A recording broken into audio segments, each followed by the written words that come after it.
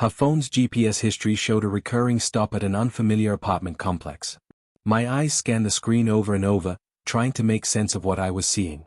The red pin marking her location sat like a dagger in my chest.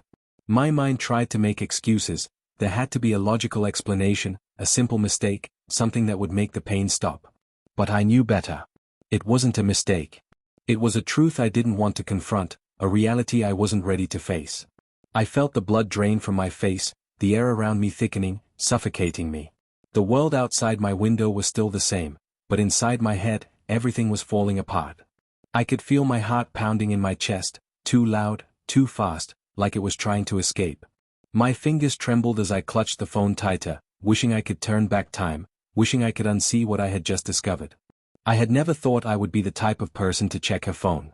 We had always been open with each other, shared everything, our passwords, our thoughts, our lives. Trust was supposed to be the foundation of our relationship, and I had believed it was unshakable. But that morning, as I stood there, frozen in the silence of our home, I had a feeling I couldn't shake. It wasn't curiosity that drove me to unlock her phone, it was the gnawing sensation in my gut, a voice telling me that something wasn't right. And now, here I was, staring at a screen that had revealed more than I ever wanted to know. The apartment complex wasn't far from where we lived, just a 10-minute drive, but in that moment, it felt like an eternity. I had no idea what to do with this information. I didn't know whether to confront her, to ask her directly, or to pretend I hadn't seen anything at all. My mind was in chaos, a whirlpool of thoughts and emotions.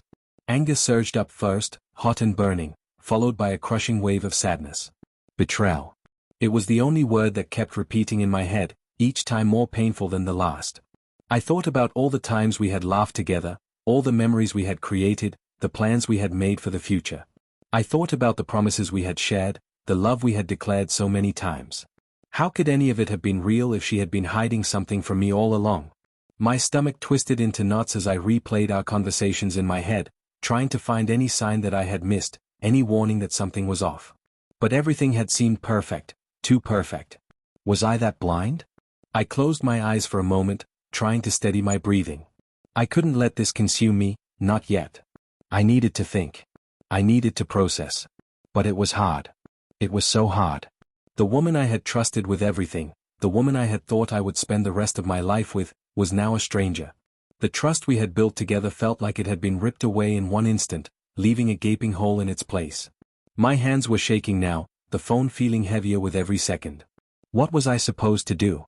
If I confronted her, what would happen? Would she lie? Would she try to explain? Would it be even worse if I stayed silent, pretending I didn't know, living in this miserable uncertainty? There was no answer. There was no easy way out. But deep down, I knew one thing. This moment, this discovery, had changed everything. It was no longer about love and trust, it was about survival, about holding on to whatever dignity I had left. I paced back and forth, unable to settle my mind. My thoughts kept looping, cycling through the same questions over and over. What was she doing there? Who was she seeing? The questions burned through my head like wildfire. I tried to remember when I had last felt like this, lost, unsure, caught in a whirlwind of emotions. It had been a long time, and I wasn't sure I was ready to face the truth of it all. I wanted to call her, demand answers. I wanted to scream. I wanted to cry. But I couldn't. Not yet. The fear of what I might hear, the fear of what might be true, paralyzed me. I wasn't sure if I could handle the truth, no matter how much I wanted to know. And then, just like that, I remembered the other day. The time she had been working late. The late nights that had become more frequent, the odd excuses. I had brushed it off at the time, told myself it was just the stress of work. I had told myself I was being paranoid. But now? Now, it all made sense. Each lie had stacked on top of the other until they formed this unshakable tower of doubt. And I had been standing there, pretending everything was fine, pretending I was oblivious. A sickening realization settled over me, I had been so blind. The clues had been there all along, and I had ignored them. I had chosen to ignore them. The idea of confronting her scared me. The thought of facing what I had already known deep down terrified me even more. I could feel my heartache turning into something colder, harder. Anger was starting to bubble beneath the surface, mixing with the betrayal, making me want to do something, anything, to stop the pain. But what could I do? What could I say? How do you fix something this broken? I turned around, looking at our home, at the place where we had laughed, loved, and built a life together. It felt foreign now, like a stranger's house. The pictures on the walls, the shared moments, they all felt like a lie. And I didn't know how to unsee it. I didn't know how to forget what I had just discovered. I took a deep breath and looked at her phone one last time, the GPS pin still glaring back at me like a scar. I had to know. I had to understand what I was dealing with, no matter how much it hurt. And then I dialed her number. The ringing on the other end of the line felt like it echoed through my body, reverberating with every beat of my heart. 1 ring, 2 rings, 3, each one stretched out longer than the last, as if the universe was trying to give me more time to change my mind. I wanted to hang up. I wanted to disappear into the shadows of my doubts and fears, pretend this never happened. But my fingers refused to obey. They hovered above the screen, gripping it with the kind of intensity that comes from knowing something irreversible is about to happen. The next ring was almost deafening. Finally, she picked up. Hello? Her voice was soft, casual. Too casual. It hit me then, like a wave crashing down on me, that she had no idea what I had discovered. She was living in the same world she'd been living in all along, while everything inside of me was shattering. I felt the tension in my chest tighten, and for a second, I couldn't speak. My throat was dry, like I'd swallowed glass, and all the words I wanted to say just wouldn't come. It was as if she was still the same person, sweet, warm, and familiar, and the voice on the other end of the line hadn't yet transformed into the stranger I was starting to see. But the truth was there. The truth was now a constant companion, whispering in my ear, prodding me, demanding to be acknowledged. Hey, I finally managed, my voice hoarse. Are you busy? There was a pause. I could hear the shuffle of paper, the soft clink of something, and then a brief sigh. It was a normal sound, something that could have come from any random day, from any random conversation. But in my mind, I felt like I could hear the subtle tension creeping into her voice. No, she replied, I'm just finishing up some work. Why? The answer was innocent. Too innocent. For a second, I felt the old familiar warmth that came with hearing her voice. I wanted to believe her. I wanted to pretend everything was fine, that nothing had changed. But I couldn't. Not anymore. I was just thinking, I began, then stopped myself. I had to be careful. If I let myself slip too quickly, I knew it would be too obvious. I had to make her comfortable first, to lull her into a false sense of security. I couldn't rush into this. Not yet. Thinking about what? She asked, her voice laced with curiosity. It felt like a trap, her asking with that little bit of sweetness, that hint of care. But it was the kind of sweetness that was so familiar, so embedded in our conversations that it only made the distance between us feel even wider. The contrast was unbearable. I don't know, I said, trying to sound casual.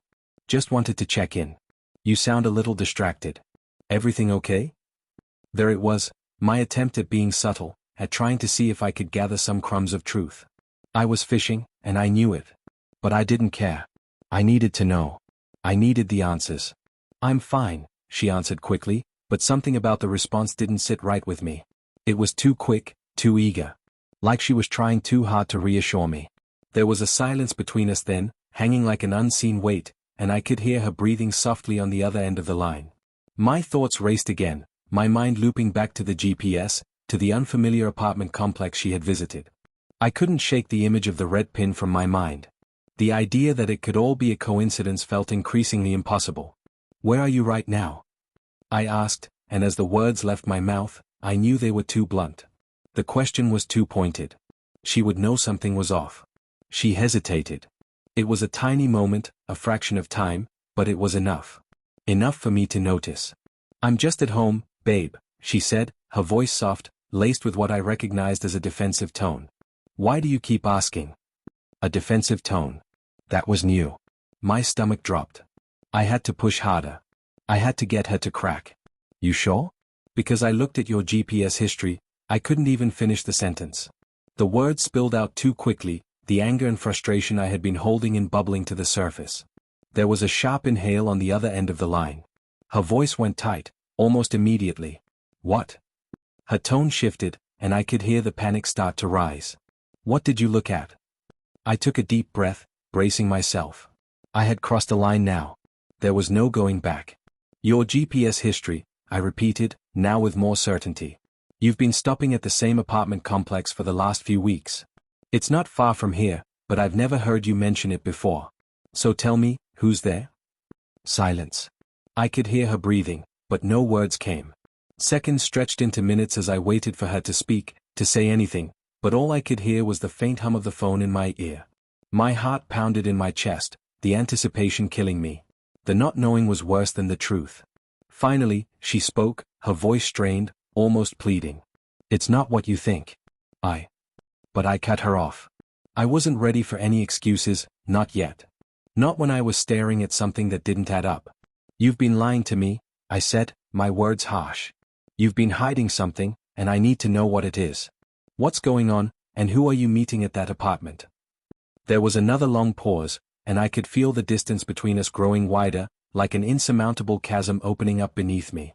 Every word she spoke after this would determine where we went from here. Would she come clean? Or would she double down and keep lying? Please, her voice cracked. It's not what you think. I let her continue, but my heart already knew. My gut already told me what I didn't want to hear, what I didn't want to admit to myself. And yet, as she spoke, I realized it wasn't just her who had been hiding the truth. I had been hiding from it too. The truth had never felt so heavy. It settled like lead in my stomach, sinking deeper with each breath, each second. I stared at the wall, feeling its coldness seep into my bones, wishing I could just shut my eyes, turn off the moment, and pretend I hadn't heard her voice on the other end of the line. But the reality of it was inescapable. The lie was too thick, too tangled, and it was suffocating us both. Her words hung in the air like thick smoke, clouding everything. It's not what you think. She had said, but it was too late for that. I didn't want to hear it anymore. My mind was racing too fast for my mouth to keep up. Everything was unraveling at once. Then what is it, exactly? My voice was cold, sharper than I intended, but I couldn't bring myself to care. I needed answers, not apologies. Because I can't keep doing this, I can't keep pretending that I don't know what's going on. I have eyes. I see the history. I see the stops, the locations, the repeated trips. Don't lie to me. Not anymore. Her silence was deafening. I could hear her shift, hear the rustling of something in the background, but her voice remained absent, as though she was trying to find the words, trying to figure out how to undo what had already been said. Tell me who's there, I repeated, my chest tightening with every passing moment. Just tell me. I heard her take in a shaky breath before she finally spoke, her voice faltering, as though she was unsure of where the truth would take her. I didn't want you to find out like this. I wanted to tell you, but I didn't know how. Her words came out slow, uncertain, and for the first time, I could hear the cracks in her armor. The smooth, composed exterior that had always been so carefully crafted was starting to shatter, piece by piece. How long? I whispered, barely able to get the words out. The question burned through me like acid, but I had to ask it. There was no other way forward, no way to avoid the answer that would change everything. How long has this been going on? I didn't mean for it to happen, she answered, her voice barely above a whisper now. It just happened. I didn't plan for any of this. The words didn't register at first. The heaviness of them hung in the air, suspended in time. I clenched my fists at my sides, fighting to control the wild storm that had suddenly torn through my chest. But no matter how hard I tried to block it out, the truth was there, staring at me in bold, unforgiving letters.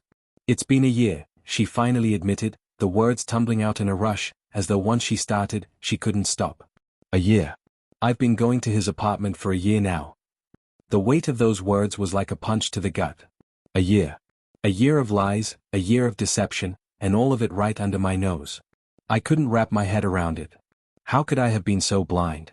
How could I have been so trusting, so naive? I took a step back, feeling like the world was tilting beneath me.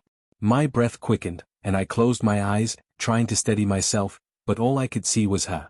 Her, walking into another man's arms. Her, smiling, laughing, giving herself to someone else. It was all I could picture. The betrayal was suffocating. Why? I asked, my voice breaking despite myself. Why did you do this? What was missing that you had to go somewhere else to find it? There was a long silence on the other end of the line. It felt like an eternity. I didn't know what I was expecting from her. I didn't know what answer would make sense, what reason would make this all feel even remotely justifiable. But I didn't want to hear any more excuses. I didn't want to hear how it was complicated or how you didn't mean to hurt me. I just wanted her to tell me why. I needed to understand. I don't know, she said finally, her voice barely audible, shaky. I just felt like I was slipping away. Like we weren't the same anymore. I tried to tell you. I did. But you were always so busy, and I couldn't talk to you about it. I didn't know how to bring it up without hurting you, so I didn't. I never meant for it to get this far. But when I met him, it was like he was the person who actually saw me. Like he understood me, in a way I didn't even know I needed. Her words landed like a weight, heavier than anything I had imagined. But there was something in her tone, something raw and vulnerable, that made my heart ache for her, for the woman she used to be. The woman I used to love. But that ache was nothing compared to the anger that began to rise inside me. The sense of betrayal, of being blindsided, of having no idea that my whole world had been falling apart while I was too busy to even notice. So you found comfort in someone else, I said, my voice low but steady, though it was cracked with emotion. You went to someone else when we couldn't communicate? When we couldn't fix things? I know it was wrong, she whispered, her words sounding almost like a plea. I didn't mean to hurt you, I swear. I didn't know what else to do. I didn't feel seen by you anymore. I didn't feel like I mattered to you the way I used to. The words stung, and they hit harder than any physical blow could. I knew there had been distance between us. I had felt it, how it started to drift apart, how the spark had faded. But I had never thought it would go this far. I had never imagined that she would seek someone else, that she would betray the trust we had built together. Who is he? I asked, the question slipping out before I could stop it. My mind was racing, and all I could picture was him, whoever he was. Was he someone I knew? Someone I'd seen her talk to? Someone she'd been hiding all along? There was another long pause, a silence that spoke volumes. When she finally spoke, her voice was hesitant, almost apologetic. He's just someone I met at work, she said quietly. His name's Tom. We started talking and it just happened. I didn't know what to say. I didn't know if I wanted to hear more. I didn't know if I could handle more. The idea of her with someone else, someone I didn't even know, was too much to bear. And yet, even in the middle of all this pain, I couldn't help but feel a flicker of something else. Maybe it was sympathy, or maybe it was just a part of me that didn't want to give up on us. I wasn't sure anymore. I didn't know what I was supposed to feel. All I knew was that the woman I thought I knew, the woman I had spent so many years with, was slipping away. Do you love him? The question came out before I could stop it, and as soon as the words left my mouth, I knew I regretted them. But there was no taking them back now. I needed to know. She hesitated. I could almost hear her heart racing, the way she was carefully choosing her words. And then, softly, she said, I don't know. I don't think I love him, not the way I love you. But it's different with him. It's like I'm finally being seen, you know? The pain in her words was like a knife to my chest. Being seen. That was what she had needed. She had needed to be seen, to feel like she mattered. But in doing so, she had destroyed everything we had built together. And as I stood there, listening to her, I realized that everything between us would never be the same again. Nothing could undo the hurt, nothing could bring back the trust that had been shattered. She had crossed a line, and now, so had I. I stood frozen in the middle of the living room, the weight of her words crashing over me. The silence between us stretched long, unbearable, until it felt like my chest was suffocating beneath it. I could still hear her voice on the phone, trembling with emotion, but it felt distant, like I was no longer part of the conversation, no longer part of her life. The person who had once been the woman I loved had been replaced by someone else, someone who had crossed a line that I couldn't ignore, a line that now seemed too far from the life we had built. She had betrayed me. Not just with her actions, but with her intentions. I had trusted her. I had loved her. And yet, here I was, standing alone in the wreckage of everything we had built, trying to figure out where to go from here. How could I even think about forgiveness? How could I look at her the same way after all of this? Do you still love me? I asked, though I already knew the answer. The question was a cruel one, a desperate one. I didn't want to ask it, but I needed to hear her say it, to make this real. To understand the depths of this rupture. There was another long silence. She exhaled sharply, as though she was steeling herself for something, and then her voice came, quieter now, like she was breaking the news to me all over again. I don't know, she said, the words hollow, laced with regret. I don't know what I feel anymore. But I don't want to lose you, I don't want to throw everything away. The words felt like a betrayal in themselves. She didn't know what she felt? After everything we had been through, after all these years, she was still unsure? The anger inside me swelled again, this time sharp and quick. You don't know? After a year of hiding this from me? After betraying everything we had? You don't know? I didn't mean to shout. I didn't mean to lose control. But the emotion, the pain, the frustration, it all came rushing out. I could feel the heat rising in my face, my pulse quickening. I had never been good at hiding what I felt, and right now, I was consumed by a rage I couldn't contain. How could you do this? How could you think this was okay? How could you let it go on for so long?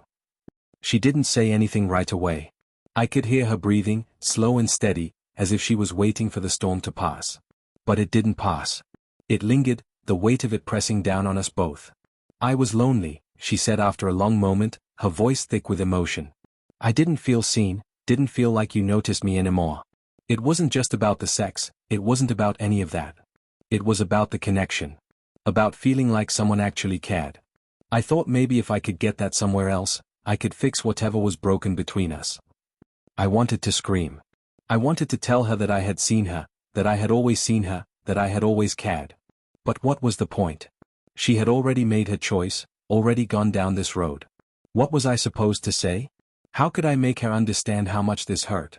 How much this felt like being stabbed in the back by someone I trusted completely? Why didn't you tell me?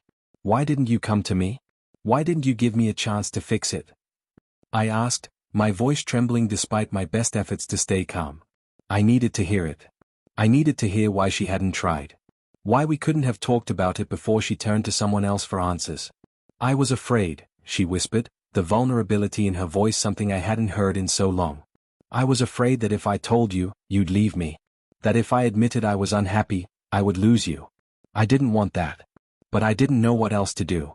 I thought this was the only way I could feel seen again. The only way I could feel wanted again. The words hung in the air between us, heavier than anything that had come before.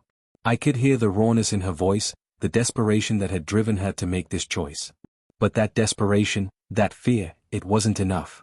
It wasn't enough to excuse the betrayal, to wipe away the damage that had been done.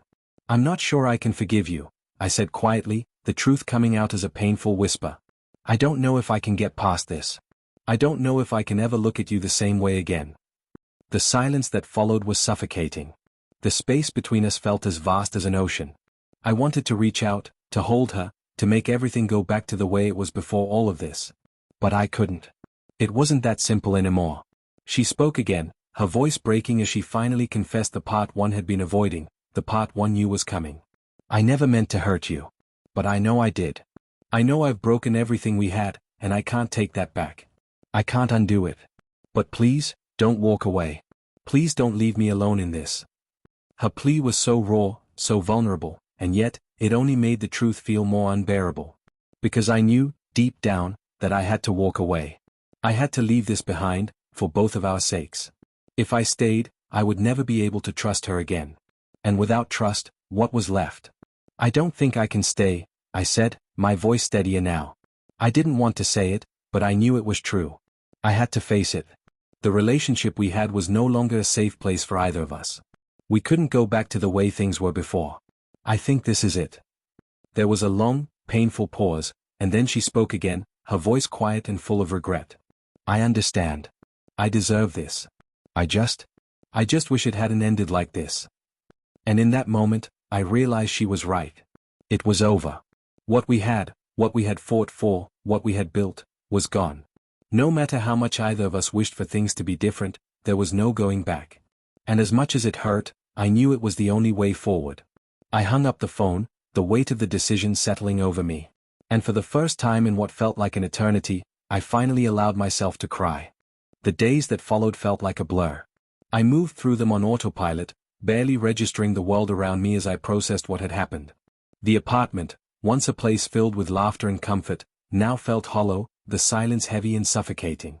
It was like I was living in someone else's life, someone who had no idea how to navigate this kind of pain. I found myself avoiding places we had once frequented, the spots that had been so familiar, so comfortable, now only serving as reminders of everything I had lost. The park where we used to walk on weekends, the coffee shop where we spent hours talking, the little corner by the window where I had kissed her goodbye too many times to count, It all felt like a cruel joke now. Every memory felt tainted, every smile now a ghost of the person I once knew. There were moments when I thought about calling her, when I thought maybe I could forgive her, maybe we could find a way to start over. But each time, I would remember her words, the betrayal, the long year of secrets, and I would stop myself. The truth was, even though I still cared about her, a part of me knew that I couldn't go back. Not after everything. And yet, there were moments of doubt. There were moments when I questioned if I had done the right thing, when I wondered if I had made the right choice. What if there had been another way? What if I had fought harder to fix things before they reached this point? But those moments were fleeting. The pain still lingered, but it was starting to fade, to become something I could live with. I had to remind myself that I wasn't the one who had chosen this. I hadn't been the one to betray the trust we had built. I wasn't the one who had sought comfort in someone else's arms. Time, they say, heals all wounds. But I wasn't sure if that was true. I think time just helps you learn how to live with the scars. And maybe that was enough. I started going back to places I had avoided, doing the things I had once loved. I picked up my guitar again, something I hadn't done in weeks. The music filled the empty spaces in my mind, even if just for a moment, and that small, quiet comfort was enough to remind me that life could still be beautiful, even in the aftermath of loss. It wasn't easy.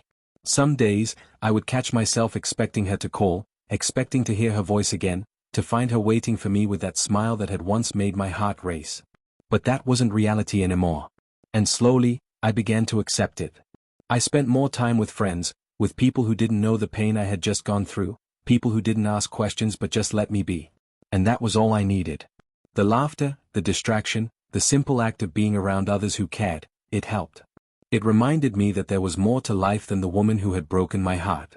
Eventually, I started to see things differently. I began to understand that my worth wasn't tied to anyone else's actions, that my happiness wasn't dependent on someone's love.